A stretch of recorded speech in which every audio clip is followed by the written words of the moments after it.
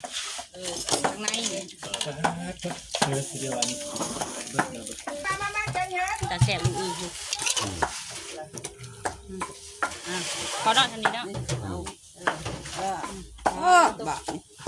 บวงตำเห็ดพี่น้องเลยเห็ดไทย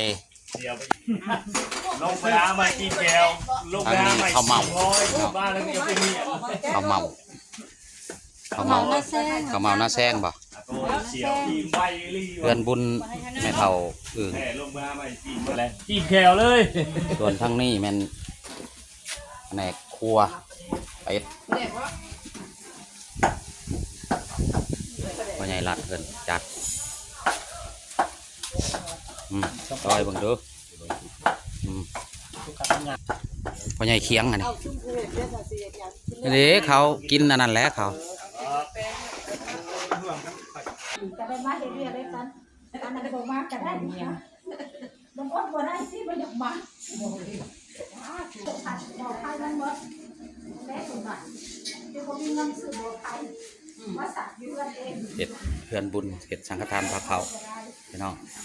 มือกะเกียมผู้เฒ่ากำลังกะเกียมเอามันแดงเลยนะนี่มันแดงไตมันยังบ่สุกเลย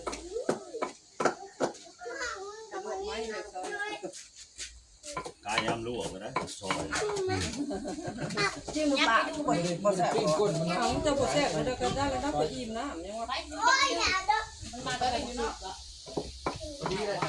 ลูกหลานพี่น้องเนาะหางหากะเกียมเห็ดสังฆทานพระเขา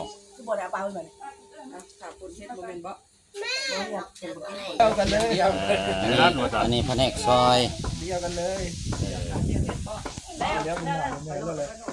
อันนี้ได้บอกไปที่ได้แล้วมีสิกินแล้วก็ไปลินนอกไปลินนอกก่อนไปลินนอกไปเงินชื่อเด้อในครัวเอาชื่อหาโต้นะเจ๊เงิน9ออก0ชื่อหาโต้สีโต้น้ำเว้ยทั้งที่ค่อยเนาะเราคืนดีได้เอาดีได้เหล็กไฟเนาะคืนเลย